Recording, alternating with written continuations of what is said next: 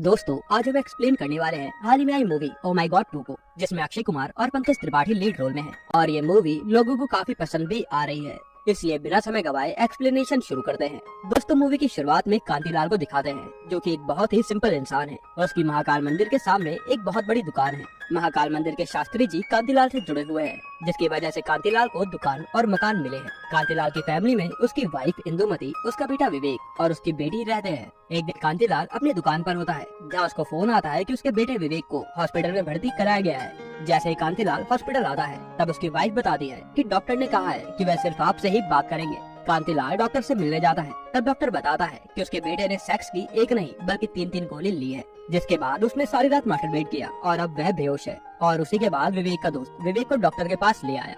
कांतिलाल ये सारी बात सुनकर काफी शॉक होता है और वह ये बात सबसे छुपाता है, पर विवेक देखता है कि उसके घर वालों को उसके मास्टरबेशन के बारे में पता चल गया है, जिसकी वजह से वह घर वालों से आंखें नहीं मिला पा रहा था। अब कांतिलाल स्कूल में जाकर विवेक के दोस्त से सारी बात पूछता है कि क्या हुआ था। तब विवेक का दोस्त बताता है कि स्कूल में विवेक और एक लड़की सालसा डांस कर रहे थे, पर एक लड़के रोहित ने उस लड़की को विवेक के साथ डांस करने से मना करवा दिया। जिसके बाद बाथरूम में रोहित ने विवेक को बोला कि तेरा काफी छोटा है और इसीलिए वह लड़की तुझे छोड़कर किसी और के साथ डांस कर रही है। इसके बाद विवेक के मन में डाउट आ गया और उसने अपना नाप कर भी देखा, जो उसे काफी छोटा लगा। और फिर उसने गूगल पर इसके बारे में काफी रिसर्च करी, जिसकी वजह से वह डिप्रेस हो गया। रास्ते में विवेक को एक आदमी की दुकान दिखी, जिसके तेल के इस्तेमाल से साइज बढ़ सकता था, और विवेक ने तेल की 3-4 शीशी खाली कर दी, पर उसको कोई असर नहीं दिखाई दिया। विवेक ने एक डॉक्टर से बात की और उसको दिखाया। डॉक्टर ने अपनी मशीन पर विवेक को चेक किया तो लाल बत्ती जली, जिससे विवेक को अपने आप पर और भी ज्यादा शंका हो गई और डॉक्टर ने विवेक को लिंग बड़ा करने की दवाइयाँ दी। इसके बाद भी विवेक को कुछ फायदा नहीं हुआ।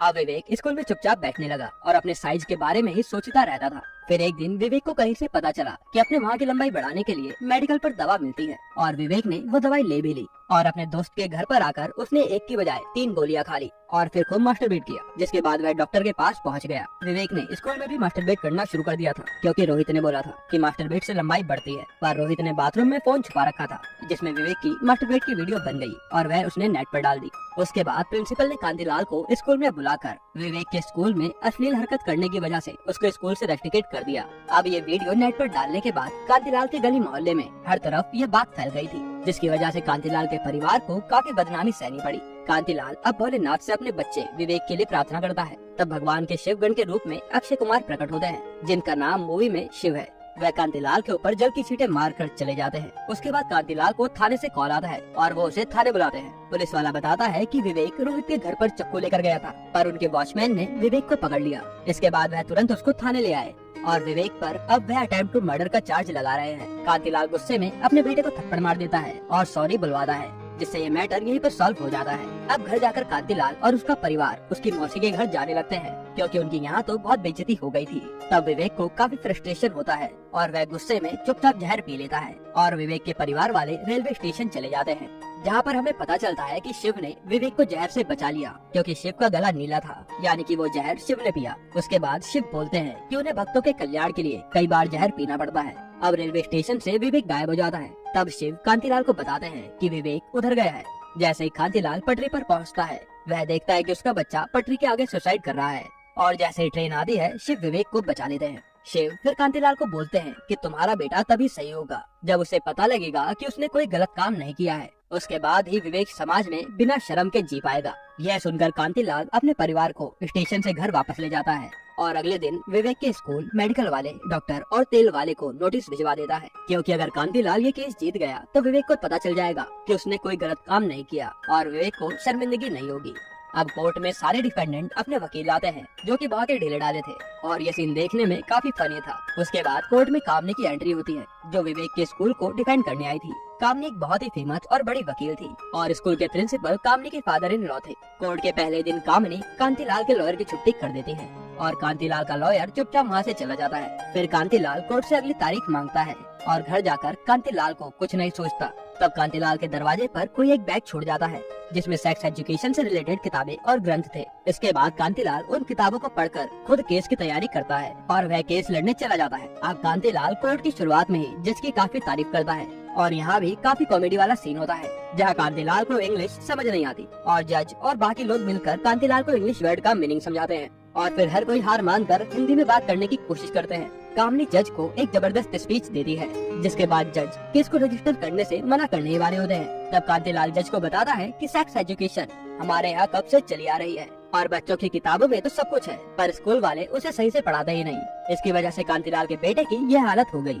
इसके बाद कांतिलाल स्कूल की टेक्स्ट बुक और पुरानी किताबों को दिखाता है, जिसके बाद जज को कांतिलाल की बात में पॉइंट लगता है और वे कांतिलाल का केस रजिस्टर कर लेते हैं। उसके बाद कांतिलाल के घर में शास्त्री जी आते हैं, जो कांतिलाल को घर और दुकान दोनों खाली करने के लिए कहते हैं। और फिर कांतिलाल और उसका परिवार घर और दुकान छोड़कर किराए के मकान पर चले जाते हैं। अगली हियरिंग में कोर्ट में कामनी कांतिलाल के बेटे विवेक को कोर्ट में लाकर काफी इमोशनल करने वाले क्वेश्चन करती है कि तुम्हें लगता है कि तुमने गलत नहीं किया, जिसके बाद विवेक शर्म से कटघरे से चला जाता है। फिर जज कांतिलाल को अगली तारीख देता है। कामनी जाते जाते बोलती है कि अगली बार वह उसकी वाइफ और बेटी को बुलाएगी, नहीं तो तुम ये केस वापस ले लो। अब कांतिलाल को शिव घर के बाहर मिलते हैं और बातों बातों में कांतिलाल को बोलते हैं कि वह बोलो जो समाज को अच्छा लगे। इसके बाद कांतिलाल को आइडिया आता है और अगली हियरिंग में कामनी कोर्ट में कांतिलाल की बेटी को बुलाती है और कांतिलाल की बेटी को विवेक का वीडियो दिखाकर बोलती है कि तुम्हें ये देखकर क्या लगता है। कांतिलाल की बेटी हिंदी की स्पष्ट भाषा में ऐसे बताती है कि कामनी की बोलती बंद हो जाती है। उसके बाद अगली तारीख पर कोर्ट में कामनी कांतिलाल की वाइफ से क्वेश्चन करती है कि कांतिलाल की फर्स्ट नाइट पर क्या हुआ था। इसके बाद कांतिलाल की वाइफ हंसती है और बड़ी सरलता से कामनी का जवाब देती है, जिससे कामनी काफी ज्यादा फ्रस्ट्रेट हो जाती है और बोलती है कि कांतिलाल और उसके परिवार वाले स्कूल को बदनाम कर रहे हैं। अब कामनी स्कूल से किसी बच्चे की मां को बुलाती है, जो कि प्रोस्टिट्यूट थी, पर स्कूल वालों ने उनके बच्चे के साथ कोई भेदभाव नहीं किया और उस औरत के बच्चे को स्कूल में पढ़ाया। उस औरत को बुलाने के बाद कामनी का पलड़ा थोड़ा भारी लगता है। जज कांतिलाल से उस महिला से क्वेश्चनिंग करने के लिए कहते हैं, पर कांतिलाल शर्मा कर मना कर देता है। अगले दिन शिव कांतिलाल को मंदिर के बाहर मिलते हैं, जहाँ वह शंकर भगवान से बोलते हैं कि वह भगवान से सवाल पूछने आए हैं, तभी तो उन्हें जवाब मिलेगा। इससे शिव कांतिलाल को इशारा कर रहे थे और कांतिलाल समझ जाता है। अगली डेट में कांतिलाल उस महिला से क्वेश्चनिंग करता है, जिसके बाद कोर्ट में कांतिलाल सब लोगों का दिल जीत लेता है और उस माँ को प्रणाम करता है, जो कि इतना संघर्ष करके अपने बेटे को शिक्षा दे रही है। अब बारी बाकी लोगों की आती है कि उसका साइज बड़ा हो सकता है। पहले जापानी तेल वाला, जिसके तेल का टेस्ट कांतिलाल ने गायनेकोलॉजिस्ट से करवाया, जो कि एकदम ही बेकार निकला और वह एकदम नॉर्मल तेल था। दूसरा था डॉक्टर, जिसने मशीन से टेस्ट करके विवेक को डिप्रेस किया, जिससे विवेक को लगा कि उसमें कमी है। उसके बाद जज ने कोर्ट में 10 फिट लोगों का टेस्ट करवाया और साथ में उस डॉक्टर का भी, पर सारे ही टेस्ट फेल रहे, जिसका मतलब वह मशीन ही खराब थी और वह डॉक्टर बस लोगों को ठग रहा था। तीसरा था वह मेडिकल वाला, जिसने विवेक को साइज बढ़ाने की गोली दी बिना उसको सही इन्फॉर्मेशन दिए। कांतिलाल मेडिकल वाले से बोलता है कि आपने तो दवाइयों की पढ़ाई की है ना, अब आप बताइए क्या सच में साइज बढ़ सकता है। तो मेडिकल वाला मना करता है। अब ये केस काफी पॉपुलर हो गया था। शिव कांतिलाल को कचौड़ी की दुकान के बाहर मिलते हैं, जहाँ शिव कांतिलाल को कचौड़ी देकर खाने से पहले पढ़ने को बोलते हैं। तब कांतिलाल कचौड़ी के अखबार में अश्लील और अटपटे क्वेश्चंस पढ़ता है। अगली हियरिंग में कोर्ट में काफी लोग खचाखच भरे थे। कांतिलाल जज को चार्ट और टेक्स्ट बुक की लाइन को दिखाकर बोलता है कि किताब में सब दिया गया है, तो बच्चों को सेक्स एजुकेशन के बारे में क्यों नहीं पढ़ाया जाता। और फिर कांतिलाल जज को रिपोर्ट और कई सारी रिसर्च करे हुए एविडेंस दिखाता है, पर कामनी बोलती है कि हमारी सोसाइटी में ऐसे खुलेआम सेक्स के बारे में बात नहीं कर सकते और तुम सिर्फ अपने बच्चे की वजह से ये सब कर रहे हो। कांतिलाल अब कोर्ट में अखबार की कुछ अटपटी सेक्स से रिलेटेड क्वेश्चन पढ़ता है, जो कि स्कूल के ट्रस्टी के अखबार में छपते थे। कांतिलाल बोलता है कि वो अपने अखबार में ये क्वेश्चन छाप सकते हैं, लेकिन इसके ऊपर बात नहीं कर सकते, जिससे अब कामनी और सबकी बोलती बंद हो गई थी। जज अब कांतिलाल और कामनी को क्लोजिंग स्टेटमेंट अगली हियरिंग में देने के लिए बोलते हैं। अब सेक्स एजुकेशन की बात टीवी, सोशल मीडिया, इंटरनेट पर हर तरफ फैल गई थी और काफी लोग कांतिलाल की बात को सपोर्ट भी कर रहे थे, पर कुछ लोग कांतिलाल की बात के खिलाफ थे।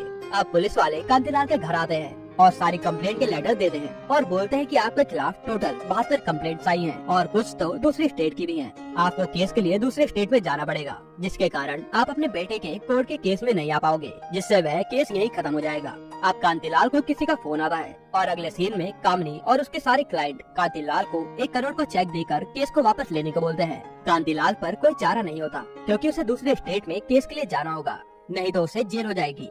कांतिलाल काफी सोचता है और अपने बच्चे के भविष्य के लिए पेपर पर साइन कर 1 करोड़ का चेक लेकर घर की ओर निकल जाता है, जिससे अब ये केस यहीं पर खत्म हो जाएगा बिना किसी एक्शन के।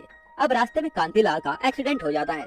कांतिलाल की आंख हॉस्पिटल में खुलती है, जहाँ पर वह मर गया था। शिव कांतिलाल के सामने थे और कांतिलाल के कहने पर उसको अपना असली रूप दिखाते हैं और कांतिलाल को उसके पीछे क्या क्या हुआ सब बताते हैं।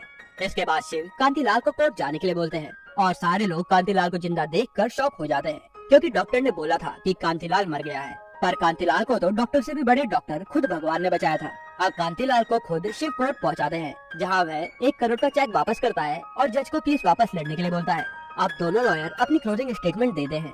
तब कामनी बोलती है कि कांतिलाल का बेटा अभी भी अपने काम के लिए शर्मिंदा है, नहीं तो वह यहाँ आता। इसके बाद कांतिलाल का बेटा वहाँ आ जाता है और बोलता है कि उसने कुछ गलत नहीं किया, पर जिस जगह किया वह गलत है, और सारे ही लोग विवेक का सपोर्ट करते हैं। विवेक बोलता है कि हमें सेक्स एजुकेशन जरूर मिलनी चाहिए, कि गुड टच बैड टच क्या है, हर चीज के बारे में हमें नॉलेज मिलनी चाहिए। अब जज कोर्ट का फैसला कांतिलाल की तरफ सुनाते हैं और सभी लोगों को दोषी मानकर उन्हें कंपनसेशन के नाम पर 11 रुपए, 21 रुपए, 51 रुपए और 101 रुपए कांतिलाल को देने के लिए कहते हैं, जो कांतिलाल महाकालेश्वर मंदिर पर चढ़ाएगा। और एजुकेशन डिपार्टमेंट से बच्चों को सेक्स एजुकेशन देने और जिस बच्चे ने विवेक का वीडियो लीक किया था उस पर कार्रवाई करने को बोलते हैं। एंड में कांतिलाल अपने परिवार को शिव से मिलाता है, बिना ये बताए कि वह भगवान है, और फिर शिव वहाँ से चले जाते हैं और मूवी खत्म होती है। दोस्तों, आपको ये मूवी कैसी लगी कमेंट में जरूर बताइएगा, और ऐसे ही अमेजिंग एक्सप्लेनेशन देखने के लिए चैनल को जरूर सब्सक्राइब करके बेल आइकन दबा दीजिए।